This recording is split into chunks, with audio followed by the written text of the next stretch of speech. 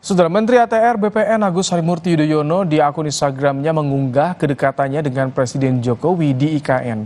AHY menyebut perkembangan pembangunan IKN nyata.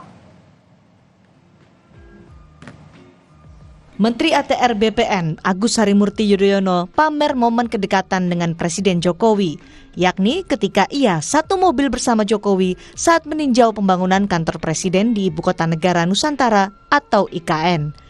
AHY turun dari kursi penumpang depan, sementara Jokowi keluar dari kursi belakang mobil. Keduanya mengenakan pakaian yang senada, yakni kemeja putih dan celana hitam.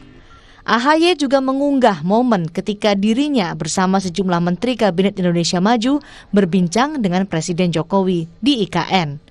Meski sempat beberapa kali mengkritik pembangunan IKN, AHY kini menyebut proyek IKN menunjukkan perkembangan yang nyata. Kita bisa melihat progresnya real. Saya sendiri adalah kesempatan ataupun pengalaman pertama untuk bisa datang secara langsung, tetapi selama 2 hari itu saya bisa belanja masalah dan mengetahui apa saja yang masih menjadi PR. Tentunya ini sebuah mahakarya yang luar biasa, sebuah proyek yang sangat besar, sehingga kita juga paham perlu waktu, perlu proses, karena kita tidak ingin asal bangun kemudian bermasalah di kemudian hari.